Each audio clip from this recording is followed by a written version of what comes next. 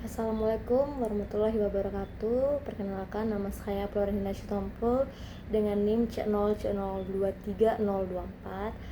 Di sini saya akan mempresentasikan hasil dari kerja saya, yaitu membuat makalah dan PPT mengenai konsep pengakuan akuntansi pajak tentang investasi pada entitas anak dan properti investasi. Sebelum kita mulai, ada baiknya teman-teman menyimak video ini. Dalam dunia akuntansi modern, pengakuan dan pelaporan pajak atas investasi menjadi aspek penting dalam mencerminkan kondisi keuangan suatu entitas secara wajar.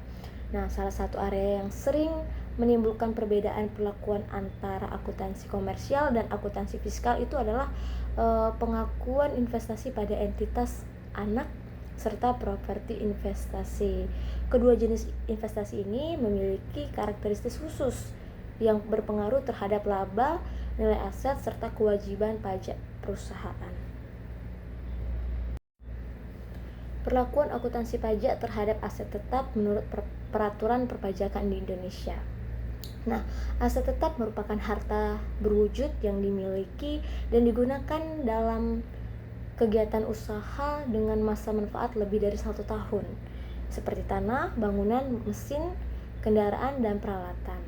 Menurut Undang-Undang Nomor 36 Tahun 2008 tentang Pajak Penghasilan atau PPh Pasal 11, pengakuan akuntansi pajak aset tetap dilakukan melalui penyusutan atau depresiasi selama masa manfaat aset tersebut.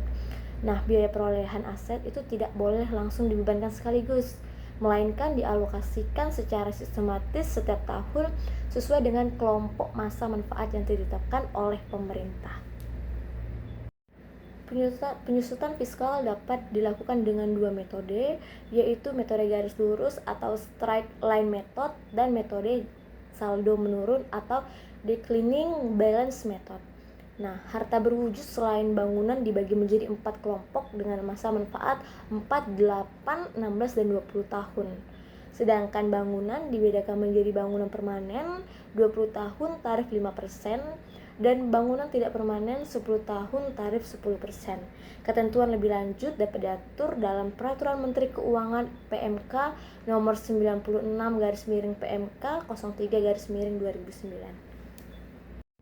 Perbedaan perlakuan akuntansi komersial dan fiskal dalam penjualan dan sewa aset tetap. Nah, perbedaan metode penyusutan antara akuntansi komersial dan fiskal dapat menyebabkan perbedaan nilai buku aset, sehingga laba rugi penjualan menurut laporan komersial sering berbeda dari laporan fiskal. Hal ini menimbulkan perbedaan temporer yang diakui sebagai pajak tangguhan sesuai PSAK 46.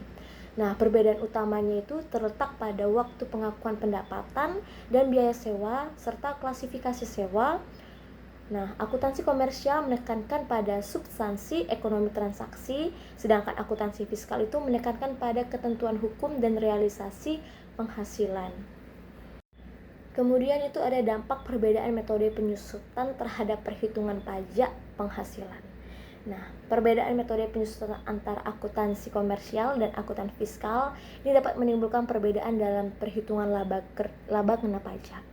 Dalam akuntansi komersial PSAK 16, perusahaan bebas memilih metode penyusutan yang paling mencerminkan pada penggunaan aset, seperti metode garis lurus straight line atau metode saldo menurun declining balance berdasarkan estimasi umur ekonomis aset tersebut. Sedangkan dalam perpajakan Pasal 11 Undang-Undang Nomor 36 Tahun 2008 dan PMK Nomor 96/PMK 03/2009, metode penyusutan dan masa manfaat aset sudah ditentukan oleh pemerintah sehingga seringkali berbeda dari perhitungan akuntansi komersial. Misalnya, suatu aset mungkin disusutkan lebih cepat menurut fiskal dibandingkan akuntansi, atau sebaliknya. Akibatnya, beban penyusutan menurut laporan komersial dan fiskal menjadi beban dalam suatu periode. Lalu ada pengaruh pertukaran aset tetap terhadap laporan keuangan fiskal perusahaan. Pertukaran aset tetap adalah transaksi di mana perusahaan menukar satu aset tetap dengan aset tetap lainnya.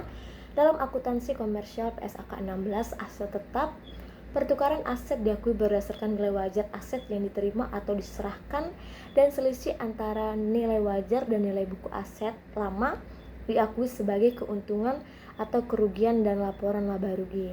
Namun dalam akuntansi fiskal perpajakan, pertukaran aset tetap tidak selalu diakui sebagai realisasi laba atau rugi.